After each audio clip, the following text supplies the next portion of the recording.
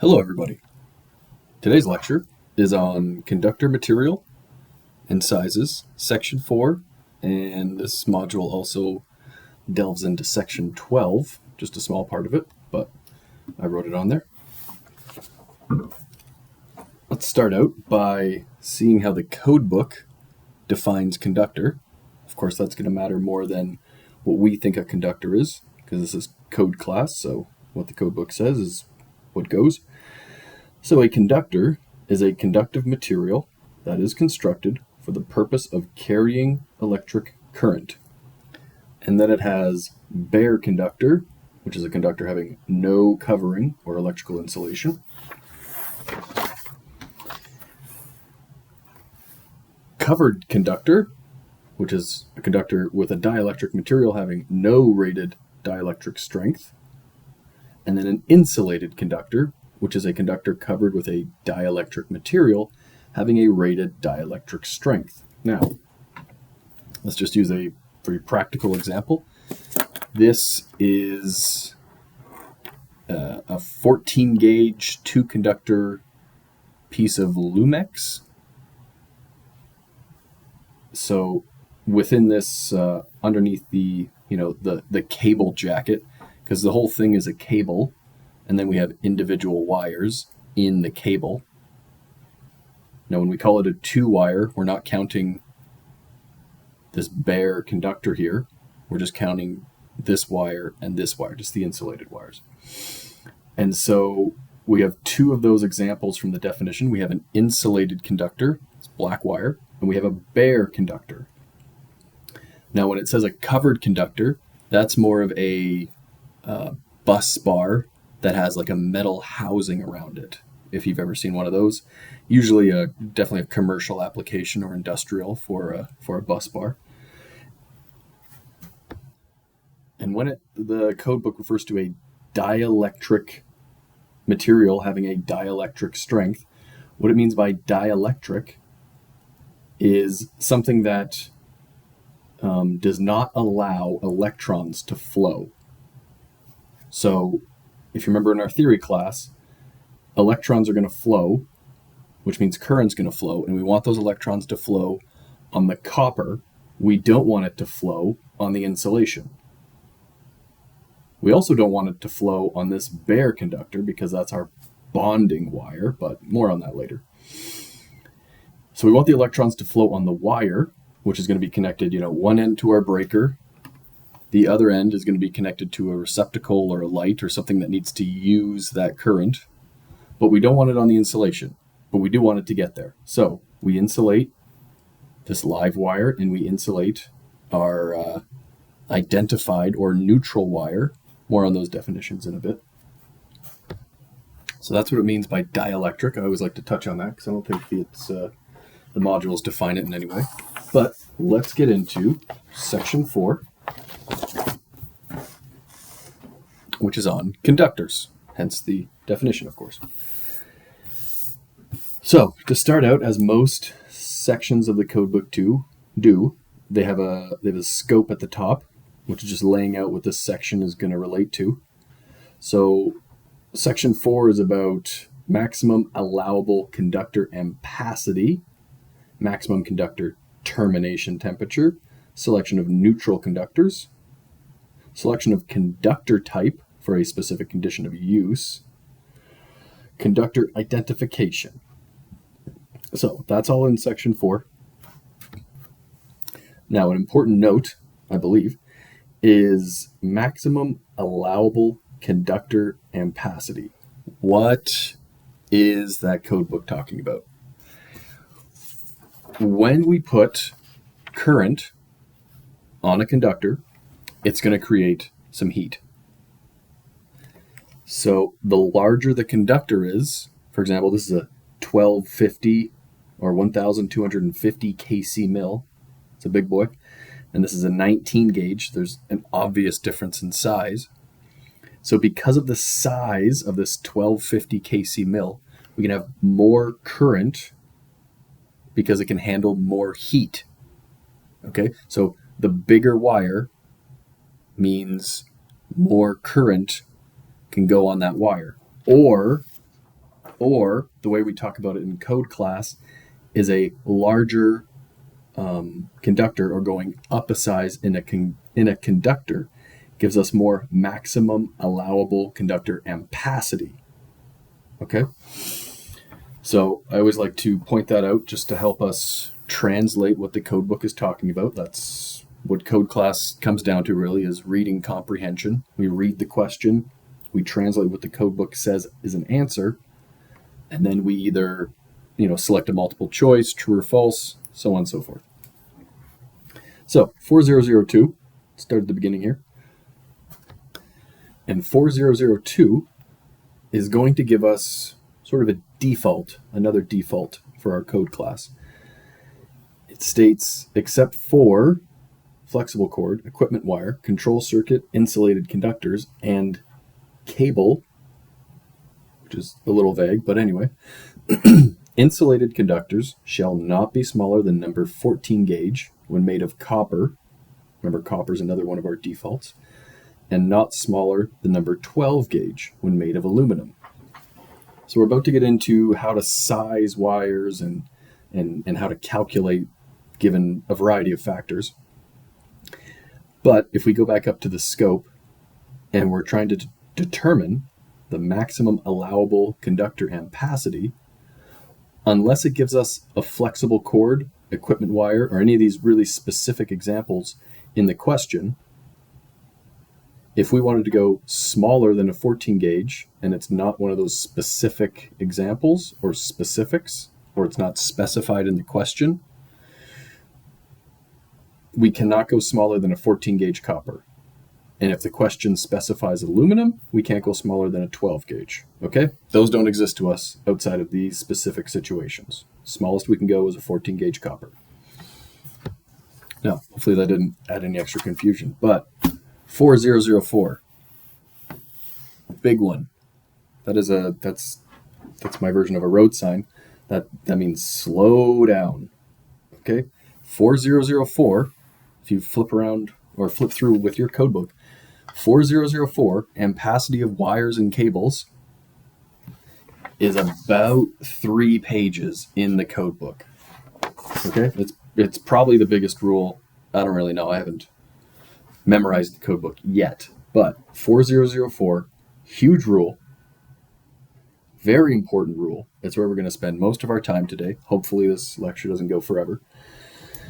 Could probably do 19 hours on 4004. It's a very big rule. So slow down to start. Take your time. There's a lot of little things in this rule, but don't be intimidated by it. If you read the modules, hopefully I explain it well in the lecture, do your practice questions, you'll get familiar with 4004. Hopefully by the time TQ comes, you're so familiar, you don't even have to go to it. But of course you still can because you'll have the book. So this rule is ampacity of wires and cables. So 4004, ampacity of wires and cables. It says see Appendix B. I'm not going to go to Appendix B in this lecture. It basically has explanations and more specifics for all of these items and subrules and so on and so forth. Reference Appendix B as you get into the questions for this section. But I just want to go through each of the more prominent and the items and subrules that you're going to see. And then we're going to do some practice questions, give you some situations. We'll do some calculations together. We'll jump around the code book. We'll look at some tables. But let's get started. So you'll see I have a lot of highlights under 4004. Subrule 1, I wrote COP beside. Not sure if that shows up on the camera. And subrule 2, I wrote AL because 1 is for copper and 2 is for aluminum. Okay, so that's going to matter, obviously, when we start sizing wires and such. And so it's going to start off, obviously talking about copper. The maximum current that a copper conductor of a given size and insulation is permitted to carry shall be as follows. Codebook is telling us exactly what the rules are, given different scenarios, that a copper conductor can be sized to.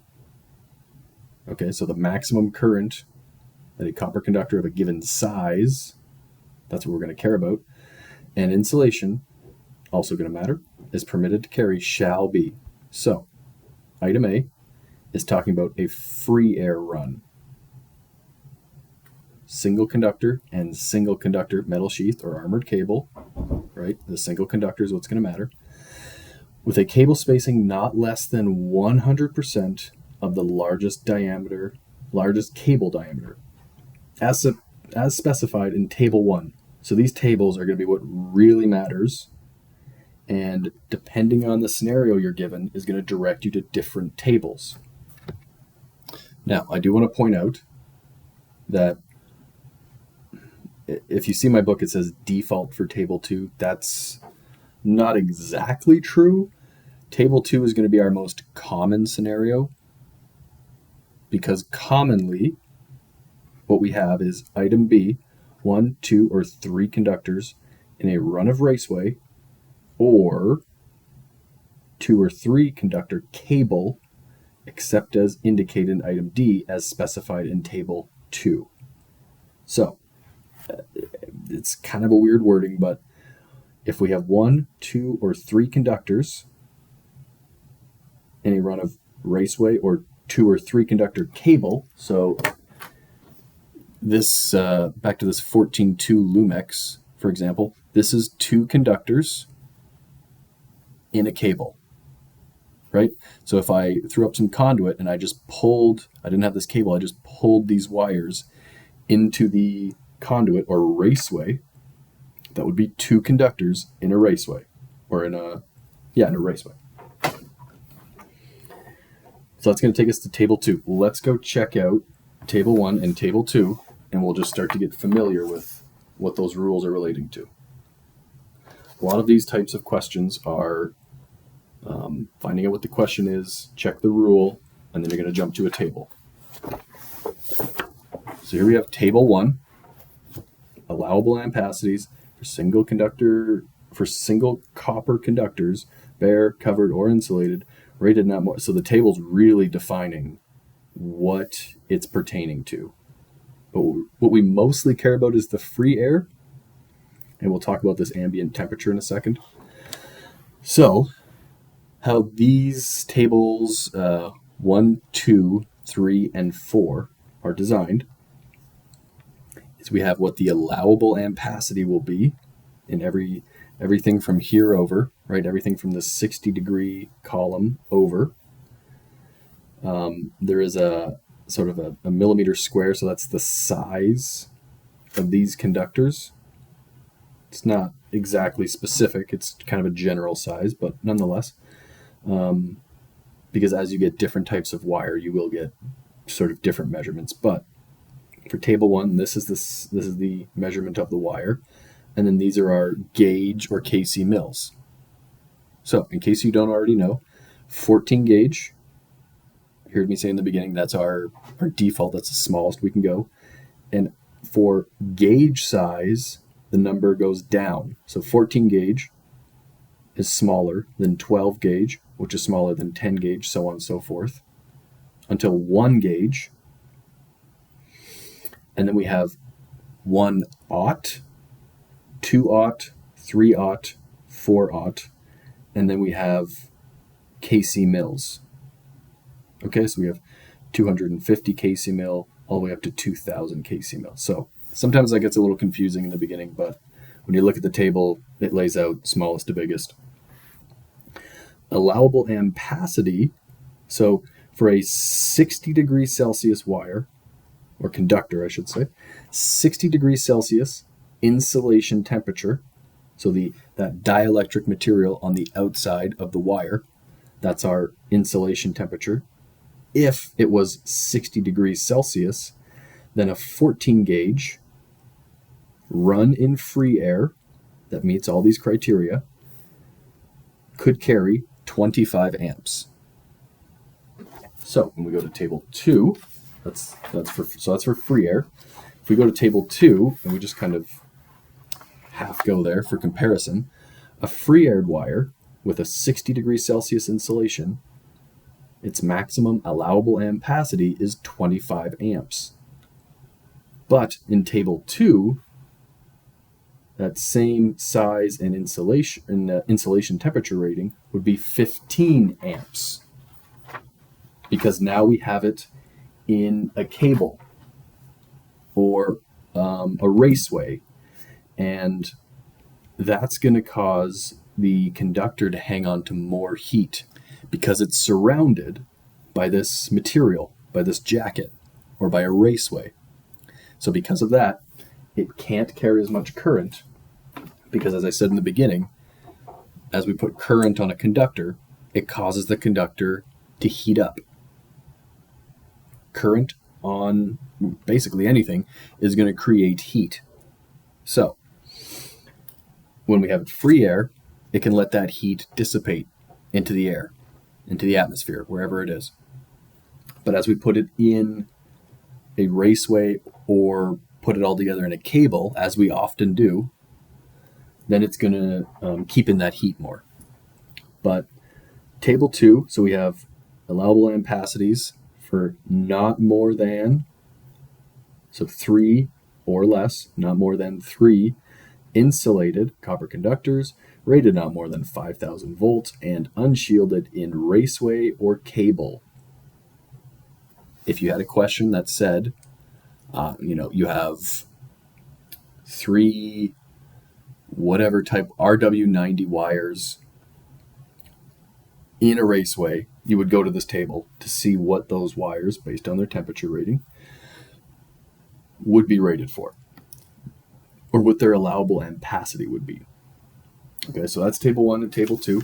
Table 3 is aluminum conductors, bare covered or insulated, aluminum in free air. And then, you may have already guessed it, table 4 is aluminum in a raceway or a cable. Okay, so that's tables 1 to 4. So here we are back at our rule. So we just talked about 1A and 1B. Now, C is somewhat related to B, as it says 4 or more conductors in a run of raceway or cable, as specified in table 2, still talking about table 2, with the correction factors applied as specified in table 5C. So now we have a whole other table involved. Okay, we got table 2, but there's going to be a correction factor to those values in table 2, and those correction factors are specified in table 5C. So let's go look at 5C. So here's table 5C. I didn't think you guys wanted to see me flipping pages on camera. Now, there are 4 table 5 with a letter type tables. Each of them are relating to our 4004. So as you look at the tables in the code book, it says exactly which rules it's related to. So 5A says C rule 4004 7, subrule 7, and it's got 16330 and some other stuff. We don't really care about that right now, but it does say tables 1 to 4. Okay, so 5A is going to relate to those first 4 tables. This rule is basically what directs us to table 5A. We'll get to that in a second. We have 5B, which just says C rule 4004 and tables 1 and 3, because table 5B is going to talk about free-aired conductors. Okay, so 5B only cares about tables 1 and 3, whereas table 5A was concerned with tables 1, 2, 3, 4, and also 60. We don't care about 60 right now. We care about it because it's in the code book, but that's not what we're doing today. So, table 5C is for tables 2 and 4. And then we have table 5D, which is only for the correction factors for wires or cables in ventilated and ladder type cable trays. And that's based on these vertical layers. So 5C, if we go back to that idea that the more current we have on a conductor, the more heat we're going to make on that conductor. Hopefully you haven't seen it happen in front of you, but if you had a short circuit, what happens in a short circuit is that conductor gets an immense amount of current, so much that it will break. And that break causes this pop, right, as this big spark. And that conductor will no longer work as we want it to, because it got so much heat in an instant. It had such a high spike of current that it basically broke apart. Okay, so that immense amount of heat, because of the short circuit, essentially broke apart the conductor. So too much heat on a conductor is very bad for us. And so the code book, and especially these tables, especially tables 5A, B, C, and D, is going to try to account for that heat. And so table 5C has these correction factors when we have so tables 2 and 4 are for cables, or conductors, I should say, in raceway or in a cable. And so when we have too many insulated conductors in a raceway or in a cable, we have to add some correction factors.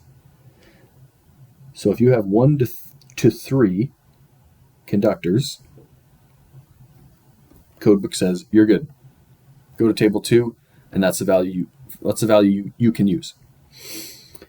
If you have 4 to 6, well, now it's going to want you to do some corrections. That's too many cables. That's going to make too many conductors. That's too much heat. It's going to start to affect how much current that conductor can carry.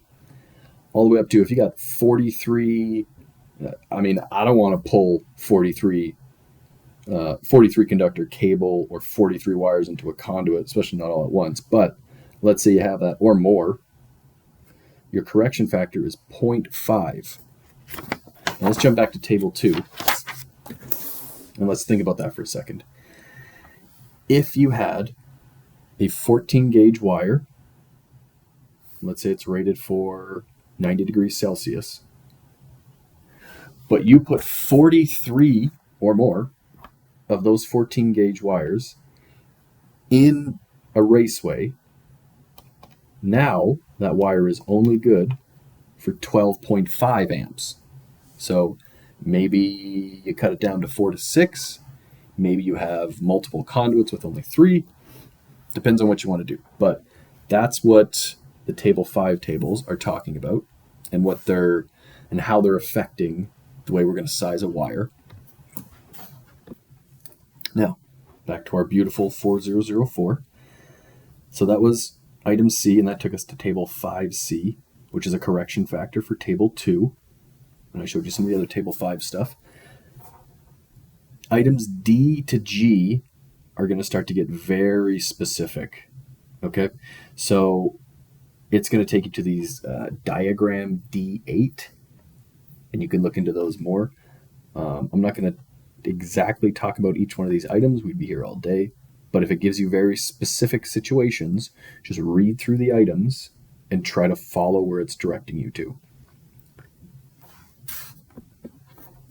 Now, there is a diagrams section in the codebook. That's back after the sections. It's just before the tables. There are also tables that are called this D8A, table D11B. And so if it says table D, that is in Appendix D. I don't know why it's not in the tables section, but if it says table D, you're going to go to Appendix D, which has its own tables. And so we already looked at tables 3 and 4, right? That's for aluminum. So this subrule 2, is talking about basically the same stuff as subrule 1. It's just now the maximum current that an aluminum conductor of a given size and insulation is permitted to carry shall be as follows. Single conductor free air, table 3. right? So it's talking about the same things. The table 5 tables, table 5A, B, C, and D may still apply. Doesn't matter that it's aluminum. They're still gonna affect it. You may see this formula that I have at the bottom. You can pause the video and write it down if that's even legible on the camera. It probably doesn't make sense yet, but as we start doing some practice examples, it may make more sense. If you find it useful, go ahead and write it down.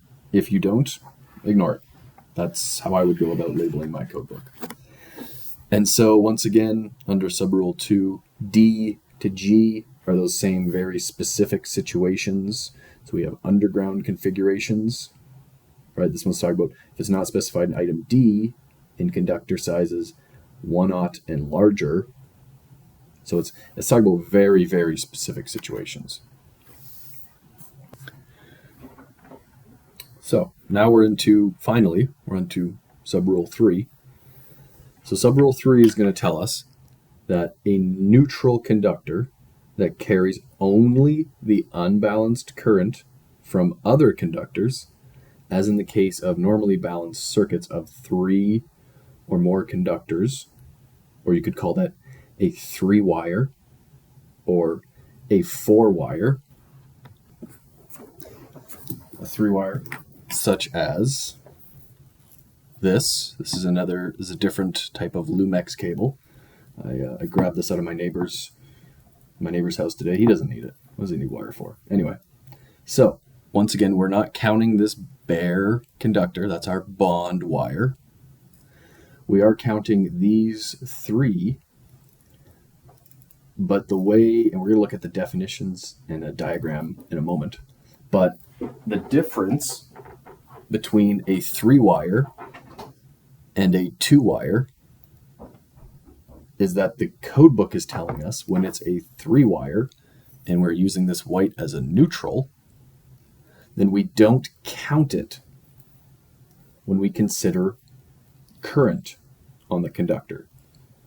So if you remember table 5C, you can flip to that if you need to. 5C talked about number of conductors in a raceway or cable. But subrule 3 is saying we're not going to count this guy. So in terms of table 5C, we only count 2 conductors in this cable. We do not count the neutral. Now that doesn't matter for table 5C corrections for this cable, but if you had, let's say you had a 7-wire cable, well, you're not going to count the neutral, should there be a neutral in that, which there should be. You're going to count the other 6 wires. But in a 2-wire, what we call this is the identified conductor. This, because it's a 2-wire, will be the identified conductor. It will not be the neutral. So this will count in terms of table 5C. So subrule 3, a neutral conductor that carries. So if it's a neutral, in which case it'll carry the unbalanced current from other conductors, as is the case for a 3-wire, shall not be counted in determining ampacities as provided for in subrules 1 and 2. So I just wrote there for my own sake, table 5C, neutral does not count. Table 5C, it don't care about neutrals. Doesn't care. Table 5C says, you're a neutral, get out of here. I don't care about you. But subrule 4 states, when a load is connected between a single phase conductor and the neutral, or between each of 2-phase conductors and the neutral of a 3-phase 4-wire system, the common conductor, or the identified, carries a current comparable to that in the phase conductors and shall be counted in determining the ampacities as provided for in subrules 1 and 2. So that one might seem a little bit more confusing. Might seem like they're saying, well, no, the neutral does count. But when we get into a question that says, 2 3-wire single-phase circuits, And then you need to figure out how many conductors count towards table 5C. If it's a 3-wire single-phase circuit, then 2 of those wires will carry current. Now that's going to make more sense as we go through the course. These are diagrams. These 2 diagrams are straight out of your module. And so what it's talking about is, this is, we'll get into this later in theory, this is what's called an Edison 3-wire. Don't get hung up on that in the moment. Just know that the neutral is going to carry the unbalanced current. Okay? And so because it's carrying the unbalanced current, it's carrying less current than this wire or this wire. So it's not really counting in terms of heat produced by current. So if it's a neutral, or if the question just calls it a 3-wire, the neutral is not going to count. If it's a 2-wire, then it's an identified. It's not a neutral. A better way they phrase it in the question is, the question will tell you how many current carrying conductors there are. Then you don't have to overthink it. You just know that that's how many conductors are in a raceway or cable or free air or however it's run. If it's called a current carrying conductor, that's what you take to table 5C. So let's jump to section 0. Let's just reinforce what I was just talking about. Hopefully it didn't confuse you all too much. So section 0 is going to help us solidify which is which. So identified, when applied to a conductor, signifies the conductor has a white or gray covering or a raised longitudinal ridge on the surface of the extruded cover. So it's been identified. That doesn't mean it's going to do this or that. It just means it's been identified. So if we look at this Lumex, this one, I also ripped this out of my neighbor's house. He doesn't need it. This has been identified as a white wire. Okay. This one has also technically been identified, but we usually don't call the black wire the identified. Okay. This is our identified wire based on how we are going to terminate it at electrical equipment. It also talks about electrical equipment signifies a terminal to which the grounded or neutral conductors are to be connected, have been distinguished for identification by being tinned, nickel-plated, or otherwise suitably marked. So now let's go to neutral. Now this is probably a lot of confusing jumping around. So neutral, it's going to get a lot more specific, and it's going to depend on the application. So we can identify a wire, which does not make it a neutral. But when the conductor, when one exists, of a polyphase circuit or single-phase 3-wire circuit, so this picture is showing a single-phase 3-wire circuit. Your house, if you're in a house, is going to be fed by a single-phase 3-wire circuit. If you've ever done residential services and you have 2 live wires and your neutral, that's a single-phase 3-wire circuit, okay? So a polyphase, so you could have, if you've done commercial and you've pulled red, black, blue, and a neutral, poly is just meaning multiple. So if you have polyphase, so if you have 3 phases and a neutral, or single-phase 3-wire, that is intended to have a voltage set that the voltage differences between it and each of the other conductors are approximately equal in magnitude and equally spaced in phase. Now, we're going to get into phasors in second period, but let's jump to this Appendix B that actually has a good explanation for neutrals. So here we are back in Appendix B, page 542. And once again, Appendix B is extra information. Always good to jump to Appendix B. Sometimes it just makes you confused and you go, why the hell did I go there? But other times it's very helpful. So I love this. I love this one in Appendix B. This is such a great addition. So neutral, by definition, a neutral conductor of a circuit requires at least 3 conductors in that circuit. However, in the trade, so now the code book's talking about in the field, because of course code book's not really for code class. We learn the code book in code class, but this book is for working in the trade as an electrician or whoever else uses it, I suppose. The term neutral conductor is commonly applied to the conductor of a 2-wire circuit. So I was just saying that this is an identified conductor, but usually in the field you'd say, well, that's your, some people say that's your hot. I think that's a plumbing term, but nonetheless, that's your live wire and this is your neutral. And then someone might say this is your ground. This is actually your ungrounded conductor. It's your identified conductor. This is your bond conductor. That's what we're going to call them in code class. Hopefully I call them the right things. So this part of Appendix B is kind of highlighting how we talk in code class versus how we talk in the field. And it even states care should therefore be taken in the use of this term when applying the code. So that's a good section of Appendix B. I like to point that one out. So we're back in 4004. We're still there.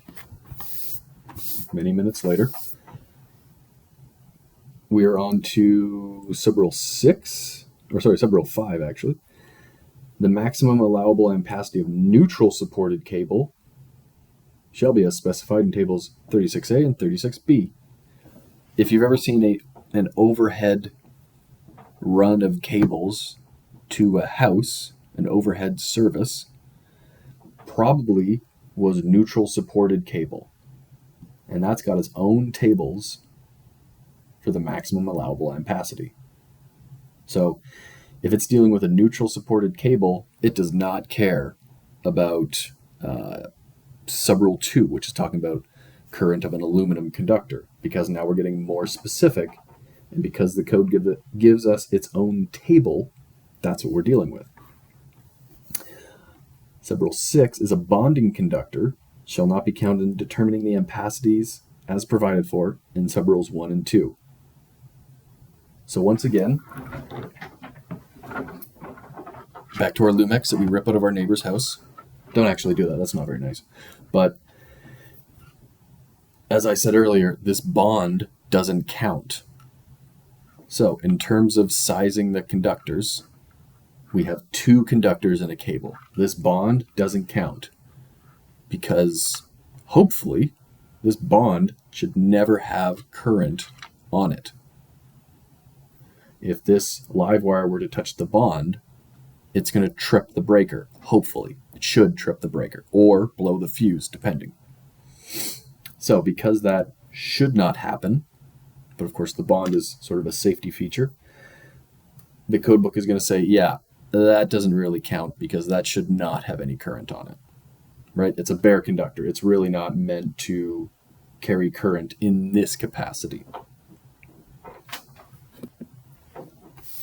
So we move on. Subrule 7 it's talking about the correction factors specified in this rule. So everything else it's talked about up till now, and all these corrections and tables and such, shall not apply to conductors installed in auxiliary gutters containing 30 conductors or less, sure, or inside electrical equipment for termination of these conductors at the electrical equipment.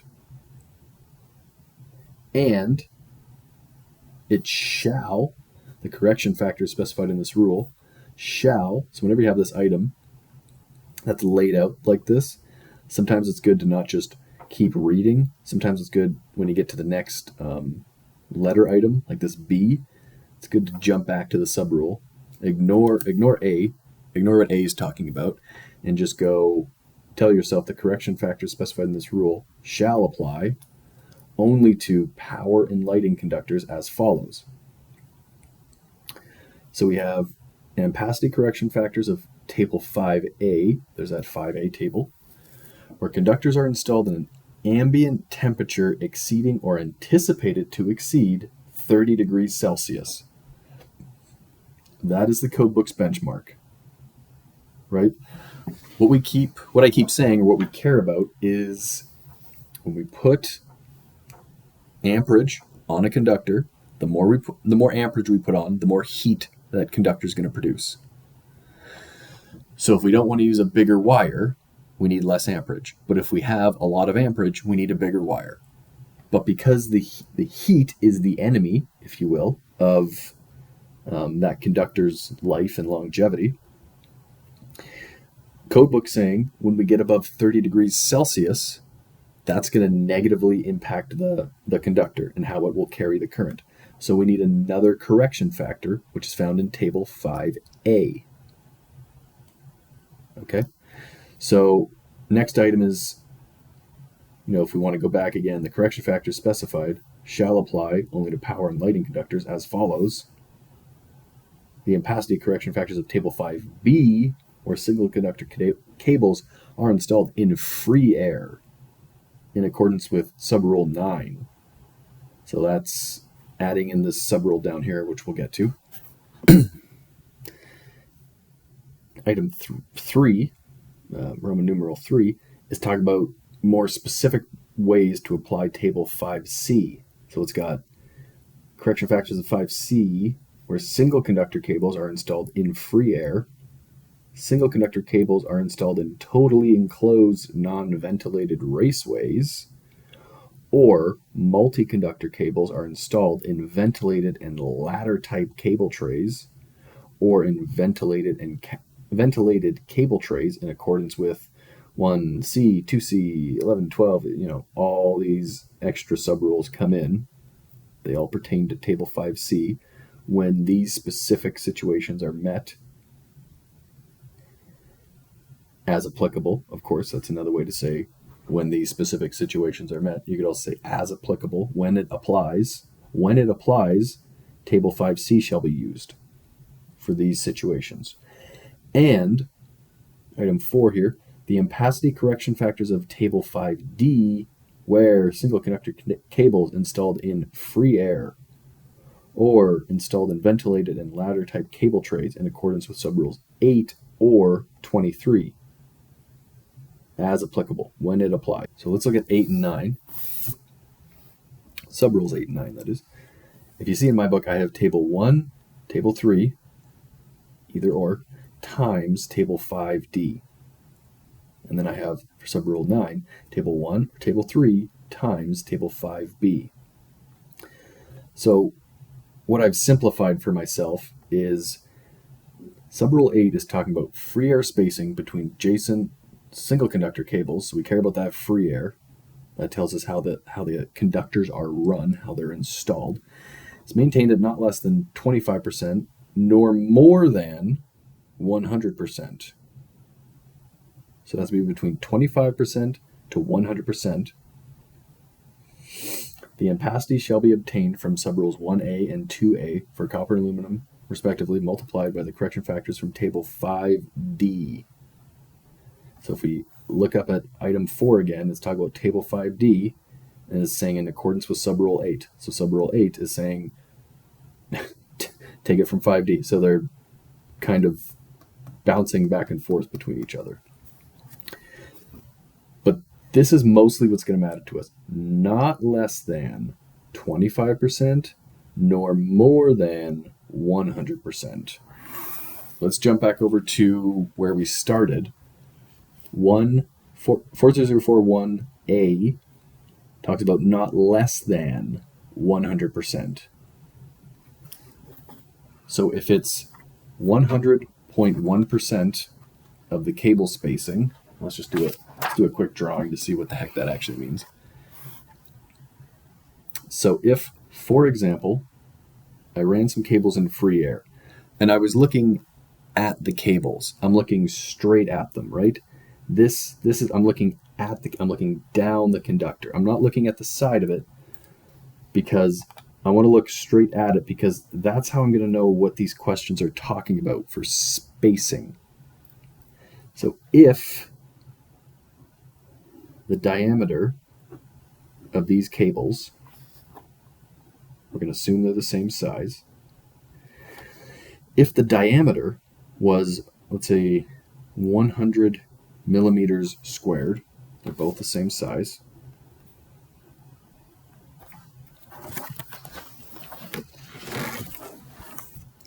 If that's their diameter, and the space between them was 100.1 millimeters squared, then we would go with 1A.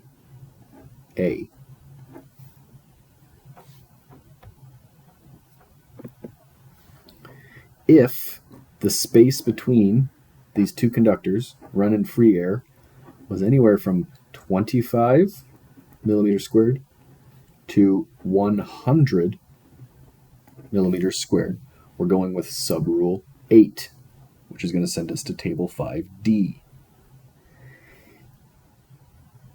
If, this will be the last if, this will be the third if, for example, they were anywhere from 0 to 24.9 millimeters squared, so that's 25% to 100% distance between them, that's not less than 100%.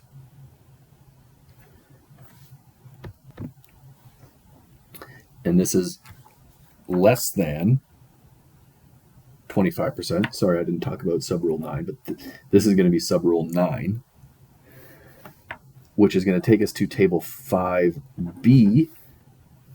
This is going to take us to table 5D. And this one in the middle here, which is relating to this 1A, we don't have to do any correction factors. Code is telling us, nope, the heat is not going to be a factor.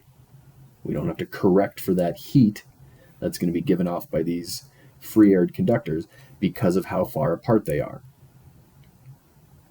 They are not less than 100% of the diameter. So that could get, may seem like a bit much to remember.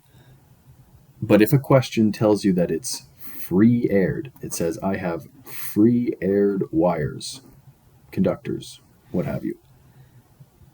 Then you have free air wires. Okay, then you have 1A, my wires in free air. If it specifies the distance between them, then you may have to go to subrule 8 or 9.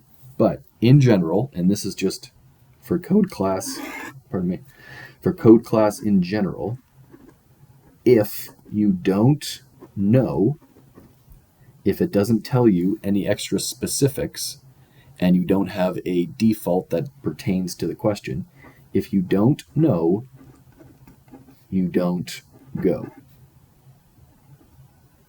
That's just kind of a little simple way to not try to add into a question something that the question does not itself add in.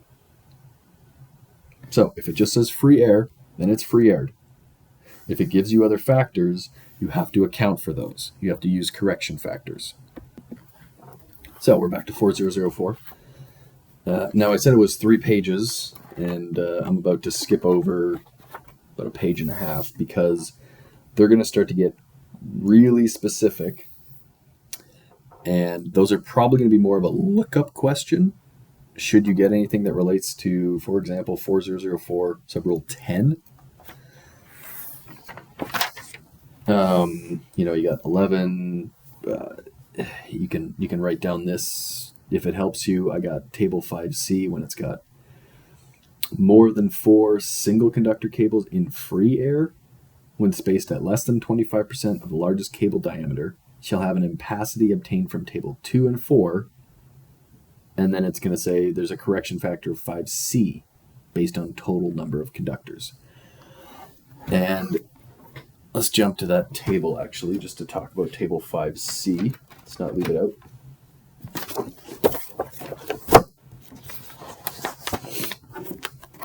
Or sorry, table 5B. So what 5B is going to care about is when you have free-aired conductors that are too close together, you need to apply correction factors because the conductors running free air are going to give off heat, and if they're too close together, that heat is going to be given off to the other free-aired conductor. And so what that last rule, I think it was subrule 4 or 11, was saying is if you have more than 4, so table 5B is talking about 2, 3, and 4. When you have more than that, you're going to start to use correction factors for table 5C. So when those free-aired wires are too close together, you treat it as if they are in a raceway or cabled together. Even if you look at number of conductors, 4 and 4 have the same correction factor between the tables. So if, for example, you had 10 free-aired conductors that were spaced less than 25% of the largest cable diameter apart, you would use a correction factor of 0.7 based on the allowable ampacity from their respective table. Now, I know that this kind of gets a little bit confusing, but we're going to do some examples, and hopefully it will start to make sense. This is definitely a section of the code book to practice to get good at. Now, 4006 is going to start talking about temperature limitations. If you remember from those tables 1, 2, 3, and 4, there was the columns that were related to temperature. Now, what temperature we use to navigate those columns is going to be the lower of either the temperature rating of the conductor insulation or the temperature we get from the equipment. So 4006 is going to help us navigate which temperature to use and how to get it if we're not given an equipment temperature. So subrule 1, 4006, where equipment is marked with a maximum conductor termination temperature, the minimum size of conductor used shall be based on the allowable ampacity in the temperature column in tables 1, 2, 3, or 4, with all relevant correction factors being applied as per that last massive detailed rule that I just talked about forever, of 4004, corresponding to the maximum termination temperature marked on the equipment. So whichever is lower is going to have to be the one we use. Okay, either the equipment maximum conductor termination temperature or the maximum termination temperature marked in the equipment. Whichever one is lower is the one we're going to use when we start doing some example questions, which will hopefully tie everything together in a better way. So for the purpose of subrule 1, and except as provided by other rules of this code, so this might be talking about, if it says in a boss section, we're still in general sections of the code. So if it says somewhere else in a boss section, I just like to say boss maybe, where the maximum conductor termination temperatures for equipment is not marked, so if it does not state in the question what the maximum conductor termination temperature for the equipment or equipment termination temperature, that'd be the same way of saying this, the maximum conductor termination temperature shall be considered to be 60 degrees Celsius for equipment rated not more than 100 amps, so 100 amps or less, or not marked for use with 1 gauge or smaller conductors. So 1 gauge or smaller, which would be 1 2, 3, 4, so on and so forth. And 75 degree for equipment rated more than 100 amps, so 100.1 or more amps, marked for use with conductors larger than number 1, which would get into our aughts, so 1 aught, 2 aught, so on and so forth. So just to clarify what these two temperatures are talking about, let's go back to our favorite table, table 2. That's my favorite table. You can kind of ignore this default at the top. Now in this table, it has allowable ampacity. And that is all these values. Those are all ampacity values down here. These temperature ratings at the top are going to be we're going to reference that column with either the wire's insulation temperature or that equipment termination temperature, whichever is lower. So if it's not marked, let's say for example you have RW90 wire. RW90 wire has a 90 degree insulation temperature rating. And let's say the equipment is not marked with a conductor termination temperature. Now in the field, it's almost always marked, but if it gets rubbed off or it doesn't show up with one, now we have a way to figure out what its termination temperature is. So if you have RW90 wire going to a piece of equipment that needs, let's say 90 amps, but it's not marked with a termination temperature, then I no longer care about the RW90 insulation temperature. I care about that 60 degrees Celsius. So I'm sizing my wire based off the 60 degrees Celsius column. And as I showed you before, there's definitely going to be a difference, but because it's not marked, I have to use that 60 degrees Celsius column. So we're back in 4006. We just dealt with subrule 1 and subrule 2. Subrule 3 is talking about notwithstanding subrule 2 for high voltage equipment. Consult the manufacturer. So that's pretty easy. If you get high voltage equipment and you're going to hook it up and you need to know temperature limitations, you just call whoever made it. Say, hey, what is it? You have to give it to me. Codebook says. Subrule 4 is referencing subrules 1 and 2, and it is saying that whole thing about the termination temperature shall apply only to the first 1.2 meters of conductor length measured from the point of termination on the equipment. First 1.2 meters.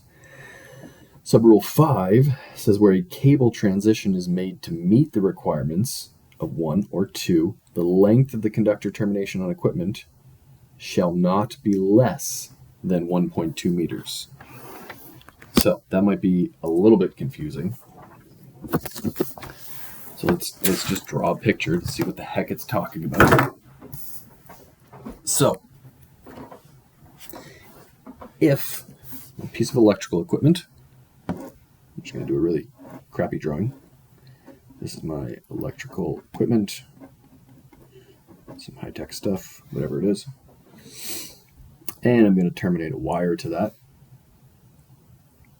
What I could do is I could have from my panel over here, my breaker panel, let's say, and I bring over my power wires for that electrical equipment. If I had a junction box right here, and then I went 1.2 meters to my electrical equipment, only this part of the wire is going to be factored into that temperature, that equipment termination temperature at the equipment. And it shall not be less than 1.2 meters. It must be 1.2 meters or longer. if, got my same beautiful electrical equipment, if I just go straight to my panel with one wire, with one conductor, then that 4006 rule is going to apply to the whole thing, because I can't just have a free air splice. So it only applies to the first 1.2 meters, but if the conductor goes the whole way, then it applies to the whole thing. Okay, hopefully that helps explain it. I know that 1.2 meters can trip people up. Once again, as I said before, it has to tell you in the question that it's one of those drawings or the other. If you don't know, you don't go, once again. All right, so that was a lot of information. Let's do some practice questions. Now, in general, in code class, or on code tests, or on code exams, so on and so forth, there are basically two types of questions. There are what's known as search and destroy questions, which basically means find the rule.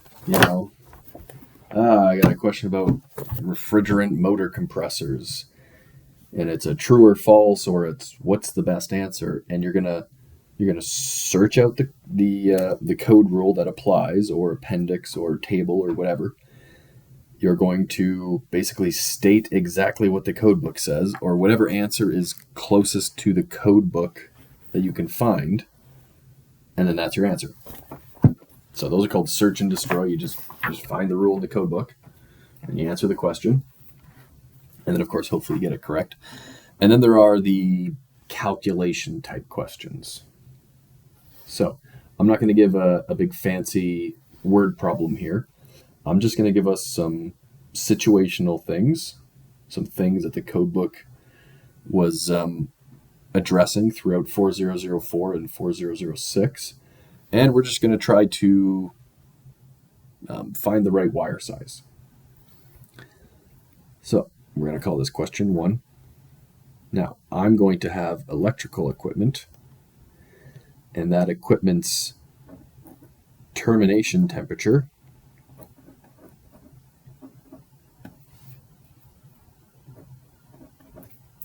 is, it's given to me, let's say it's 90 degrees Celsius. It's labeled right on the equipment, termination temperature 90 degrees Celsius.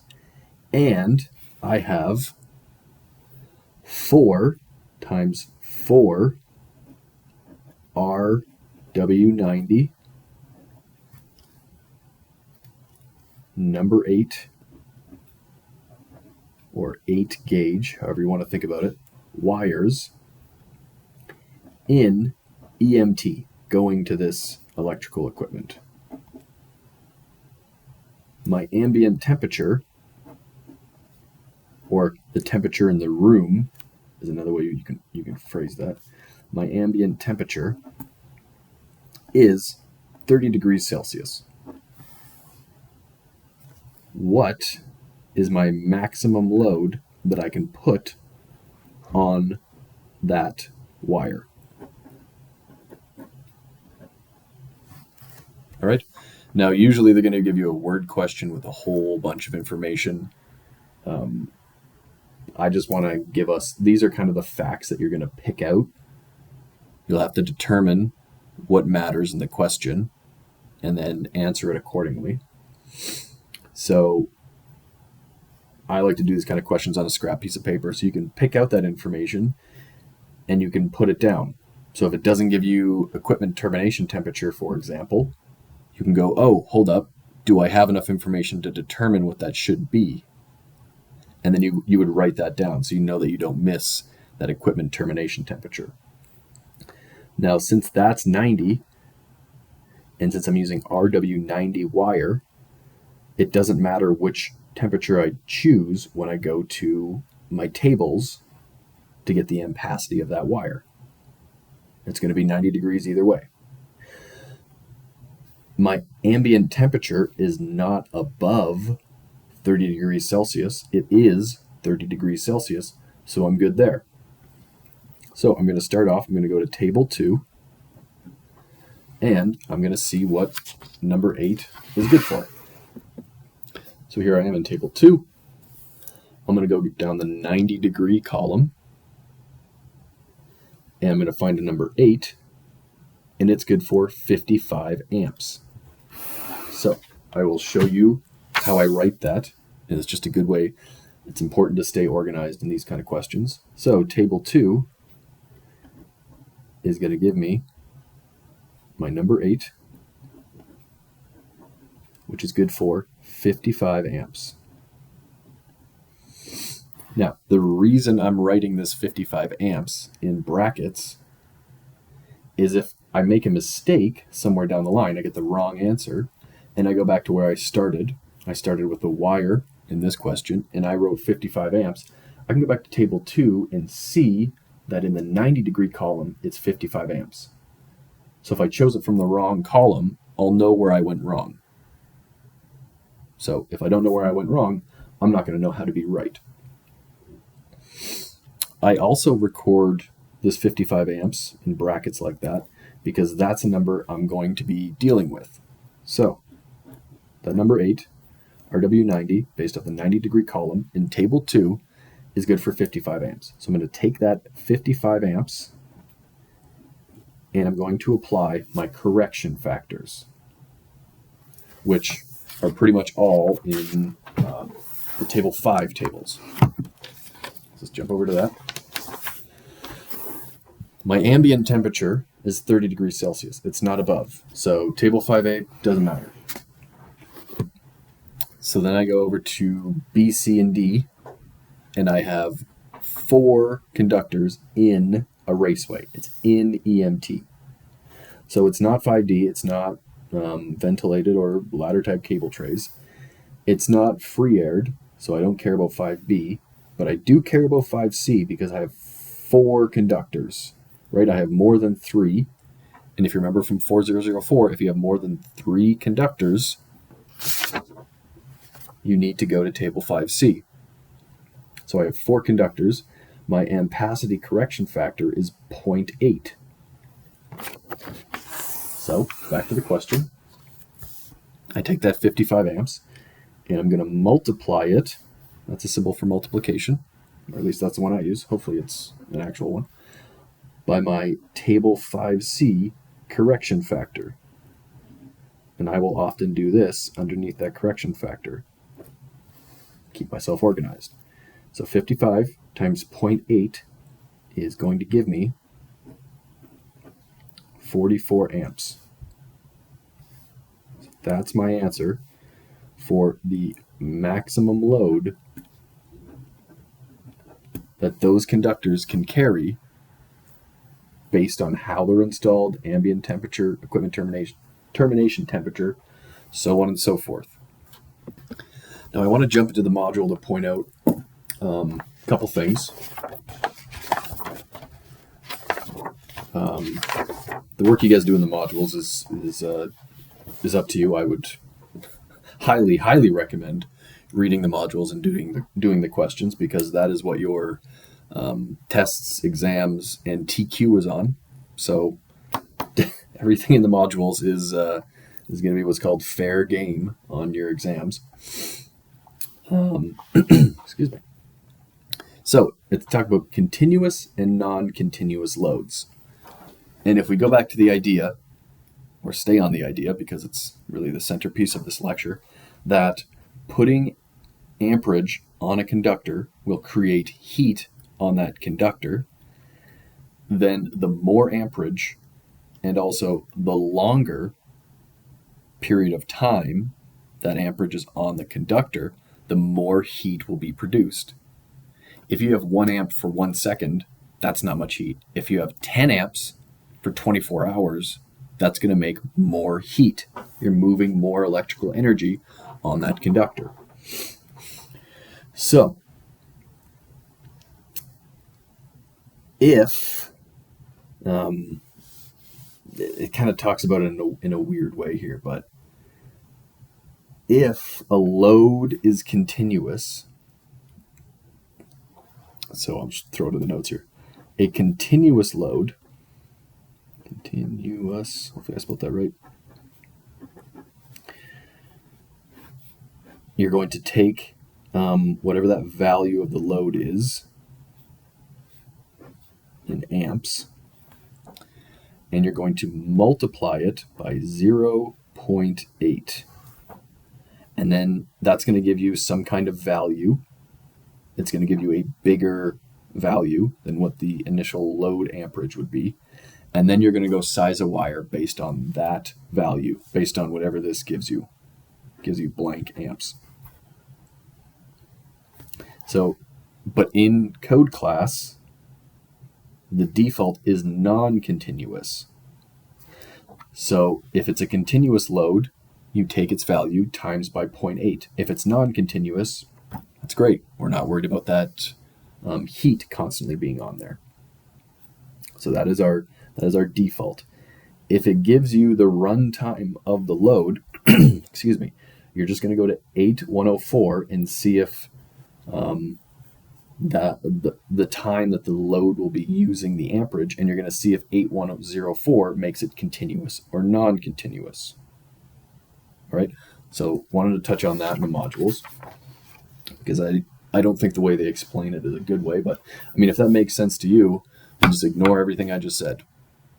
But Brett, you're crazy, that's junk, get out of here. Modules, perfect. Page 22, it has an example that I think it came up in another first period students, one of their tests or exams or something. So example 3 is kind of simplifying all these things that we usually take into account. So all example 3 is talking about is the allowable ampacity of the conductor. It's not factoring in 4006. It's basically saying, or it's basically asking just for the allowable ampacity of the conductor. It doesn't care if there's equipment. So it's I think the intent is to sort of show you how to use table 5C, but just know that if it's not giving you a load that the conductor is hooked up to, then you don't need to account for that equipment termination temperature. So I just wanted to sort of look at that example. So that's just using table 5C. And then page 24, I don't know if this is a typo or what, but I myself didn't understand what they were asking for when I read through this.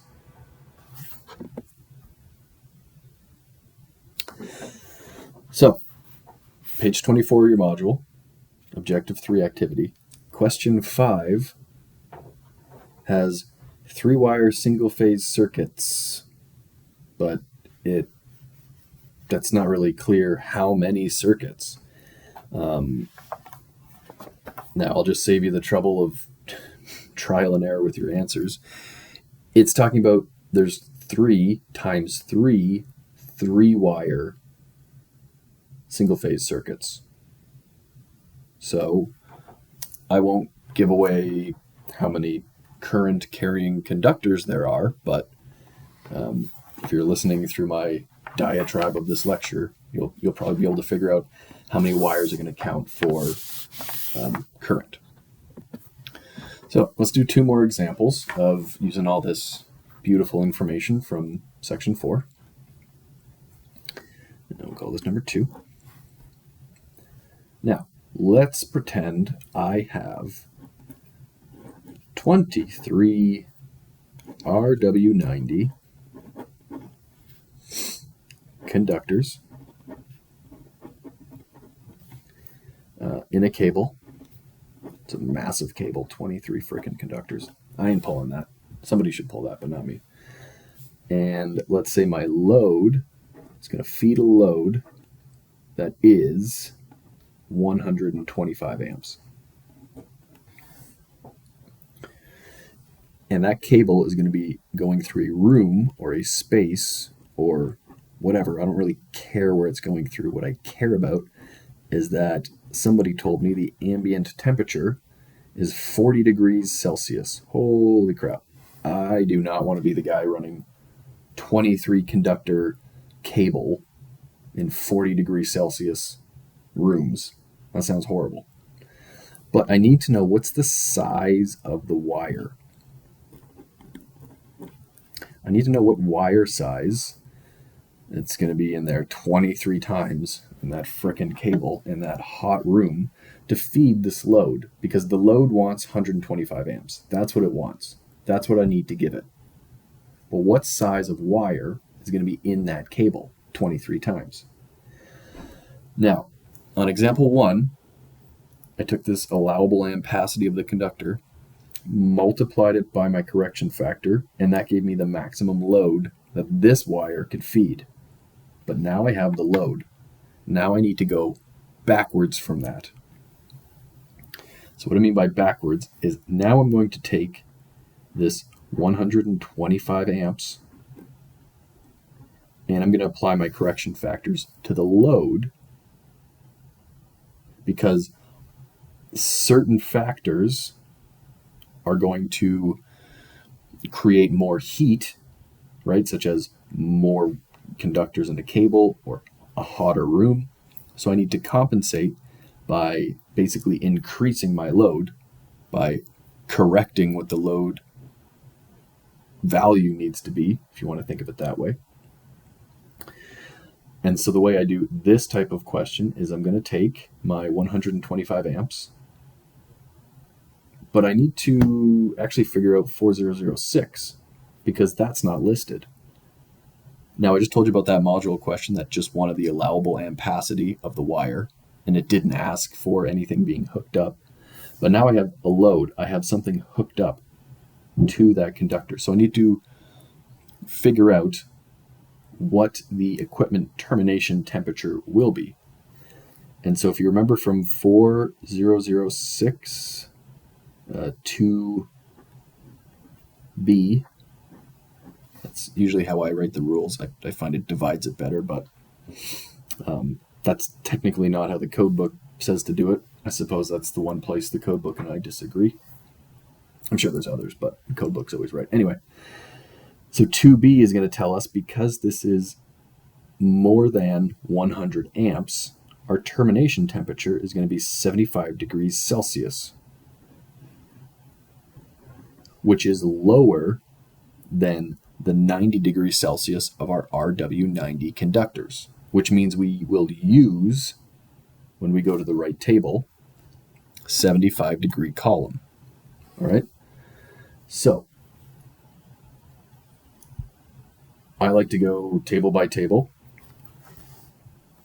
And so I have an ambient temperature above 30 degrees Celsius. So first I'm going to divide that load by my table 5A. It's going to be some kind of value I get out of there. This is just for, this rule is for that. So when I go to table 5A, there's a very important wording at the top of table 5A. Everything in the code book, it's all wording. That's what matters the most. Table 5A, right? I got an ambient temperature above 30 degrees Celsius. Cool, I should be here. I need to use the correction factors in here. Right here, I have it, you can see it, I have it starred, highlighted. I would have it shooting confetti if I could, because table 5A correction factors only care about insulation temperature rating. So you just heard me ramble on about equipment termination temperature, which is 4006. But when it comes to table 5A, I only care about the conductor's insulation temperature. So when I go to table 5A, I care about this 90 column because I'm using RW90. And I go down to where it lines up with the ambient temperature of 40 degrees Celsius, and my correction factor is 0.91. So, back to my question. I went to the first table that I care about, which is table 5A, and I'm going to divide that load by 0.91. And that's going to give me 125 divided by 0.91, 137.363. I'm going to use 3 decimal places. I find it keeps me the most accurate by the end of the calculation, but 2 decimal places is probably fine. So you can see the load is already increasing because of how hot that room is. I need to compensate for that hot room. That hot room is going to affect the allowable ampacity of whatever size of wire I'm going to be selecting. So now I have 137.363 amps, but I have another correction factor. I have table 5C to take into account because I have more than 3 conductors. So now I'm going to be dividing it by whatever table 5C tells me to do. I'm just a vessel for what the code book wants me to do.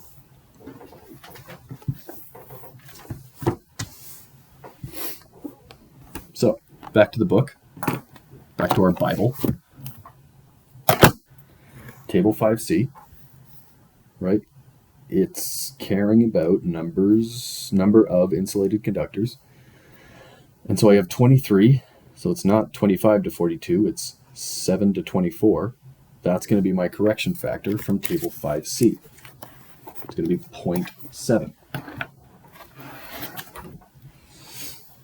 So back to my question.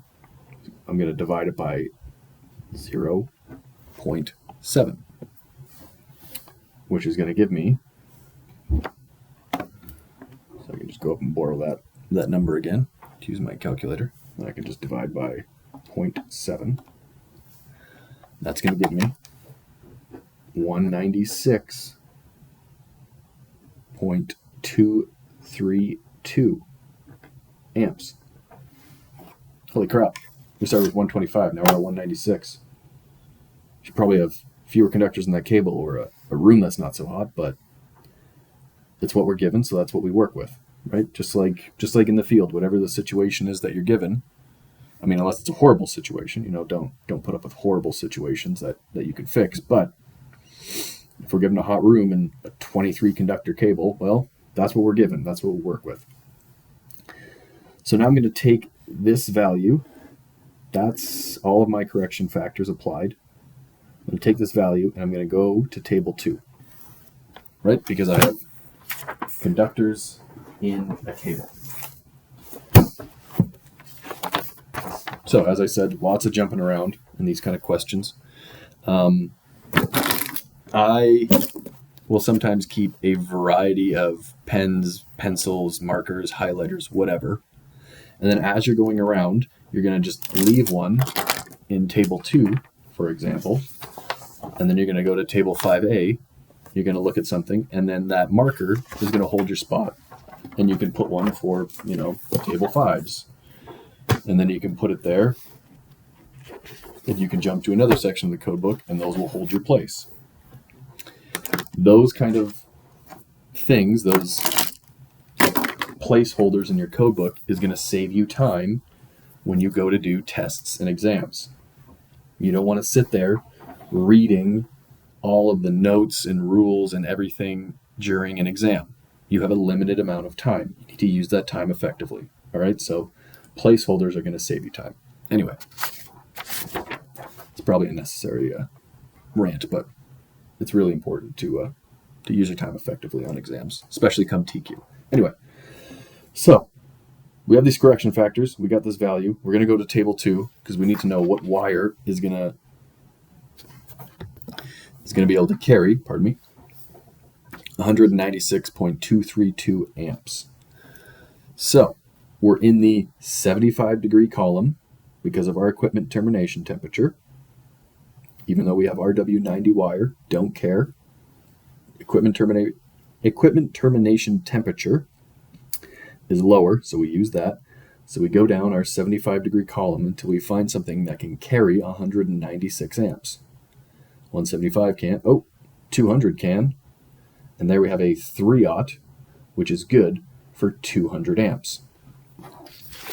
So I'm going to write in there, table 2 is giving me, and I'll show you another way to write 3-aught. You don't have to write 3 zeros. You can if you want. You can also just write 3/0, good for 200 amps. All right, so now we have our wire size. Personally, I don't want to pull 23 frickin' 3-aughts that are all in one cable, but it's probably a ridiculous example, but that's one that's going to bring into effect table 5A and 5C. So, third example question, and I'm going to be dealing. I'm not going to be dealing with free air so much. That's not that common in the field, but if you run into any questions you have problems with, you can always reach out. So, question 3. I have a 95. Actually, before I get into this, I'm going to show you guys a little loop that a lot of students find quite helpful. If I start with the conductor, I'm going to take that conductor and I'm going to multiply by my tables 5A to D. And then I'm going to take that value and I'm going to go and say what kind of load size. If I am given the load, then I'm going to take that value and I'm going to divide by my table 5A to D correction factors, and then I'm going to go and size my wire. So that's just kind of a handy little picture to remember what am I multiplying or am I dividing based on these correction factors. So hopefully that helps you in some way. So question 3, we're going to have a 95 amp load with an ambient temperature. It's another hot room. We got to stop putting these conductors in these hot rooms. Of 49 degrees Celsius. Whew, that's hot. It's down in Arizona or something. And I'm going to have 5 current carrying aluminum conductors, RW90 conductors, in conduit. Put in conduit. So the question now states aluminum. Now I'm going to use a different table. Now it's not table 2. Table 2 is for copper. Table 2 is dead to me now. But that table doesn't matter anymore because now I got aluminum for this question. Still like table 2, but for this question, it's dead to me. So, much like example 2, we're going to take a 95 amp load, and because I have the load, I'm going to divide and then size my wire. So 95 amps, and now I have an ambient temperature of 49 degrees Celsius. So 95 amps is going to be divided by some kind of value from table 5A. Let's jump to table 5A, because that 49 degrees Celsius is kind of a weird value.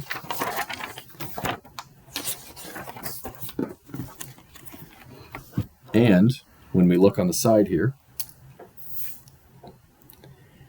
we do not have 49 degrees Celsius. Shit. But I do know that 45 degrees Celsius is not enough. That correction factor won't work because it's too low. But the next one up, 50 degrees Celsius, will work. I don't need to go to 55 because 50 will work just fine. And I have RW90 aluminum wires Table 5A does not care if it's copper or aluminum. It only cares about the insulation temperature rating. And so 50 degrees will work just fine. So my correction factor is 0.82. So I take that over here. I got 0.82. And if you want to save yourself some time, you don't have to do what I did in the last question, which was get an answer and then divide again. You can just, your calculator's smart enough, you can just divide by your other, so you can just add up all your correction factors or just keep multiplying or keep dividing by them. And then I'm going to do my table 5C, because with practice, I already know that that's, table 5C is more than 3 current carrying conductors in a cable or a raceway. Conduit's a raceway. I got 5. I know I need to go to table 5C, and that's going to tell me my correction factor is 0.8. So with those two correction factors on my load, 95 divided by 0.82 divided by 0.8. Now I need to worry about a load that is 144.817 amps, which I'm going to take that value, I'm going to go to table, not 2, 3 is for free-aired aluminum. I need to go to table 4, which is for aluminum conductors in a cable or a raceway. And I don't have a marked equipment termination temperature. Oh no. But I do know that the load is less than 100 amps. So I know I need to go to table 4 in the 60 degree Celsius column. And I need to find a wire that way. So in table 5A, that's right there. So I have 144.817 amps, and I'm in the 60 degree column because somebody didn't label the load.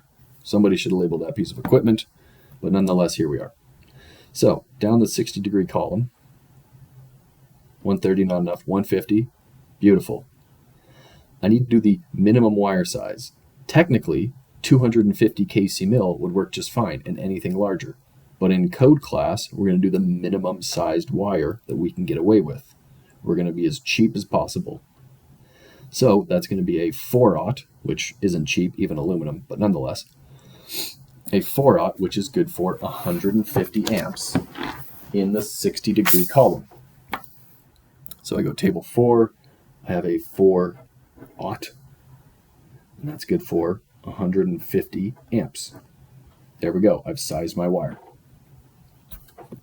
So those are a couple example questions from just that immense amount of information that we got from section 4. Hopefully those examples help.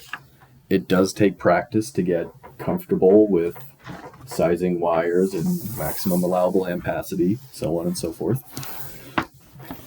The modules also touch on flexible cords and cables, which is in section 12. It's quite a bit of information just for one module, but all the same, let's talk about section 12. This is a new section so far in the course. And so section 12 is wiring methods. Now, I don't know if it's immediately obvious, but just based on that title, wiring methods, section 12 is going to be the biggest section in the code book for us to deal with. Or just in the code book, actually. We deal with everything in general. So wiring methods is our biggest section of the code book. It has I don't know, that's section 20, but section 12 goes up to rule 12-2500, right? Because it has all these different wiring methods that we may or may not use, but nonetheless, the code book is going to account for that. So the module this module at least, just touches on flexible cables, which is 12-400. The rule, 12-400s. The rule 12-400 is kind of funny to me because it says 12402 to 12406 apply only to the installation of flexible cord. That's the only thing those apply to. And that's all of the flexible cable rules. So I'm not sure why it says all these rules apply to it, but it's most likely because it's not sizing flexible cables or cords for us. It's just talking about the installation of them. So maybe the code book has a point there. 12402 is talking about the uses of them.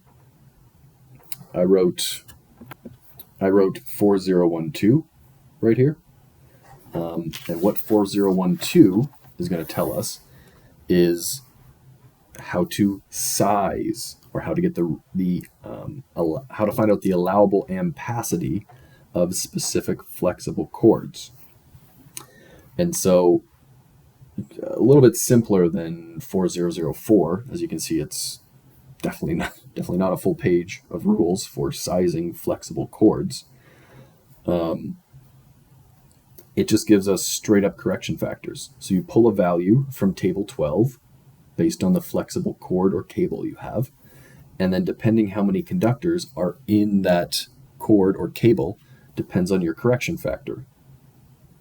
So a pretty common example of a flexible cord would be an extension cord, right? That thing's meant to be flexible.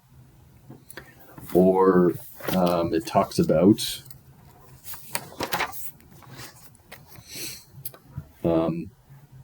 portable power cable, right? Flexible cords and cables are meant to be moved around. They're not meant to be fixed cables. You're not even supposed to permanently secure them to any structural member. So if somebody has a house and it's Christmas time, and they live in my neighborhood, you can do the same, and they want Christmas lights. That's a pretty crappy door. You get the idea. And they want Christmas lights lighting up the roof. And this guy, my neighbor, he decides he is going to staple an extension cord to some plywood that's on the face of his house. Well, guess what? You're not allowed to do that. That is against code, because that extension cord is a flexible cable, and you shall not permanently secure that to any structural member. So guess what? Christmas is over at that guy's house, because you'll be breaking code in my neighborhood. All right? So you're not allowed to do that. That is not the purpose of a flexible cable or cord. So section 12 is going to give us our uses of portable power cables, and pretty similar to flexible cords and cables. Portable power cables are just a more specific flexible cord, if you want to think of it that way. I'll give you another example of somebody sort of breaking code and getting away with it. So I was working in a commercial property where the generator for the building stopped working, and they needed a temporary generator, a backup generator, in case the city supply of power to the building got interrupted. They needed a generator to start up immediately. But the generator for the building didn't work, so they parked one on the street and ran portable power cables through a door on the exterior of the building and then up the stairwell and tie wrapped it to railings, which would be, securing it to a structural member of the building. And it says here that you shall not run through doorways, windows. So what that situation was an inspector had to come, sign off that they were allowed to break code, essentially, because they had all of these things in place to keep the door open permanently. They just took the door off, right? Now you're still running it through a doorway, so an inspector still has to sign off on that. But they also had a security guard watching over these cables to make sure nothing happened to them, because flexible cables are not meant to run through doorways, windows, or similar openings. Their jackets can get damaged, and then you're going to have exposed power cables. Okay, so code has rules for a reason. Whether or not we like them, understand them, or agree with them, the rules are what the rules are. So let's do just a quick and simple example of sizing wires, flexible cables. I'm going to say that I have 5 18 gauge, because it's a flexible cord or cable, so I'm allowed to go smaller than number 14.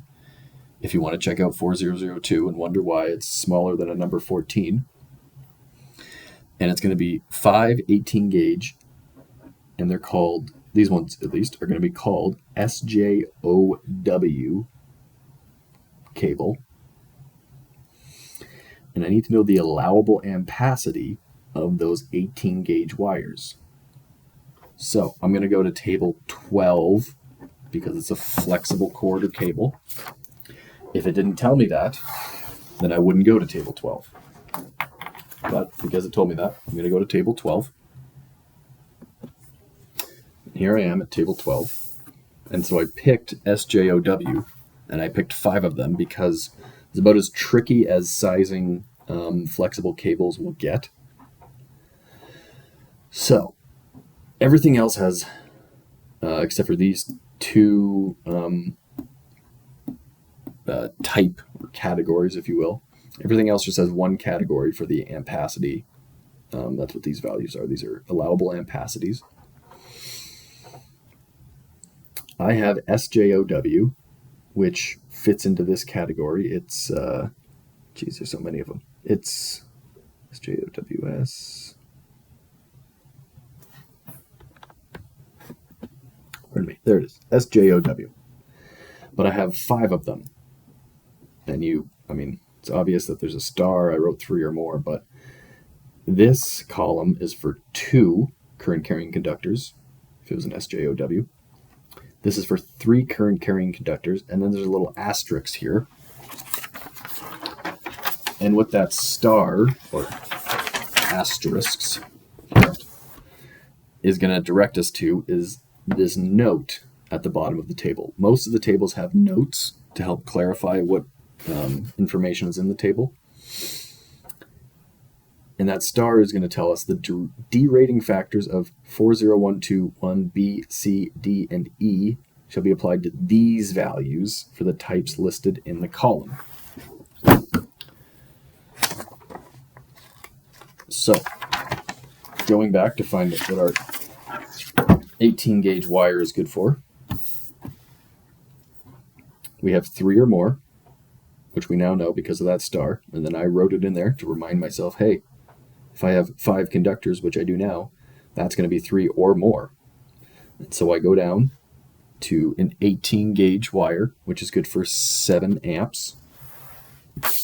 So go to my question. I'm going to write number, I have an arrow to say table 12, took me to a number 18, good for 7 amps. And then I'm going to go back to the section 4 rule. And in section 4, for 4012, it has 4, 5, or 6. Hey, there I am. That's my 5. 80% of that specified in table 12. So there's another correction factor that we can use for flexible cords. So 7 amps times by 0.8, which is what 80% is going to give me 5.6. So that's the maximum load that I could put on that flexible cord. Right? So that's sizing flexible cord. So a few more things left in section 4. This lecture is definitely gone longer, or as long as I expected, but all the same. We're going to do 4016, insulation of neutral conductors. So, except as permitted by these rules, neutral conductors shall be, have to be, must be, thou shalt be insulated. Where insulated neutrals are used, the insulation on the neutral conductors shall have a temperature rating not less than the temperature rating of the insulation on the ungrounded conductors. Now, when it says ungrounded conductors, it's talking about the alive conductor, or the hot conductor, if you'd like.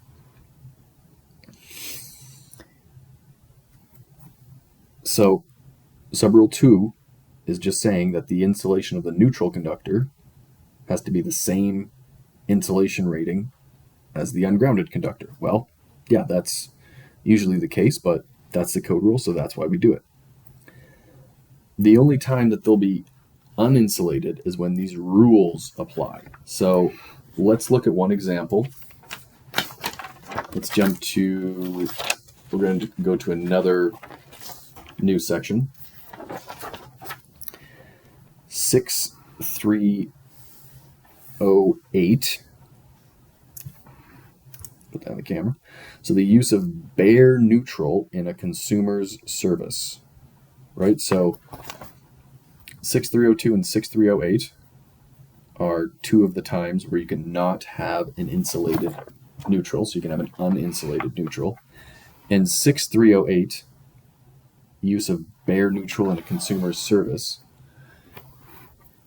Item D is going to talk about a neutral supported cable used in accordance with 6302.2, which is going to send us back over to the installation of overhead consumers service conductors. So you hear me talk about the neutral supported cable. That's an overhead service to a house. So those big cables that are running from the power line transformer over to the house and then down to the house meter, that's a neutral supported cable, most likely. So that's one of the situations where you can have an uninsulated neutral or not have an insulated neutral. Now, if you see in my code book, there's this formula on the side that runs the length of the page. I'm going to say don't worry about that right now. You can try to pause the video and steal it if you want. When the time comes, we'll actually work through that, what that formula is talking about. And what it's talking about is 4018, talking about the size of the neutral conductor. So, the neutral shall have sufficient ampacity to carry the unbalanced load. The neutral is not meant to carry ampacity to the load, it's meant to carry it back from the load. And if the load is balanced, the neutral should not have anything on it. But in case it's not balanced, the neutral has to be able to carry the unbalanced load. If that doesn't make sense, just go with it. It'll make more sense as the course goes on. And then there's all this information about, it's called undersizing the neutral or derating the neutral. So you can read through those if you want, but if it doesn't fit into a service that's larger than 200 amps, the neutral will be the same size as the ungrounded conductor, okay, as the live conductor. Then we get into identifying the insulated neutral. And so for conductors up to and including number 2, copper or aluminum. So now we're not changing the size between copper and aluminum, just number 2 or smaller. It shall be identified, the neutral wire, shall be identified by a white covering or by 3 continuous white stripes along the entire length of the conductor. So if you have a number 2 wire that's used as a neutral, it has to be white the whole length of the wire. They don't care if most of the wire is in a conduit. But if it is larger than a number 2, so if it's a number 1 or larger, copper or aluminum,